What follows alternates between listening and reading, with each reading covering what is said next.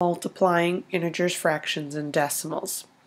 Now, while some of you may argue that that was a difficult lesson, it may have been a lot of writing, but you do have to admit that it wasn't difficult material since you've dealt with that material before, starting in about 5th grade with fractions, and then again in 6th grade with decimals, and again in 7th grade with integers.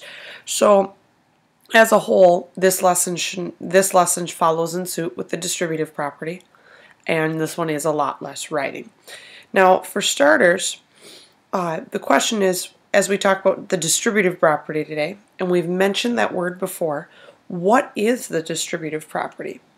The distributive property is where if we have some number A times some quantity B plus C or B minus C, it will be equal to the quantities of A times B plus the quantity A times C. So for example, if I have 5 times the quantity y minus 6, I use the distributive property because I can't take y minus 6 because they're not like terms. So I bomb in that 5, as you guys have referred to it in the past. We bomb in that 5 to the y and the minus 6. That would give me 5y minus 30. So what I want to try now is to take a look at a couple of these examples working with the distributive property. So we have 6 times the quantity A plus 10.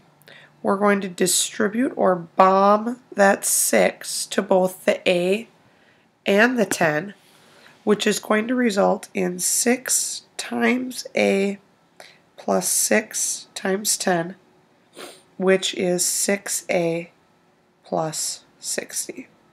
And that is our answer. We can't combine like terms because if we could combine like terms, we wouldn't have needed the distributive property in the first place. Looking at the next example, some of you may go, well, we don't need to use the distributive property on here. Well, we do, in fact, because we have this minus sign that is over here. So we're going to distribute that negative just like we had to do for subtracting polynomials last week. And we get a negative 18a minus a negative 17b, which, if we simplify that, minus a negative is our chunky plus, which gives us a final answer of negative 18a plus 17b. And that would be it for using the distributive property with integers.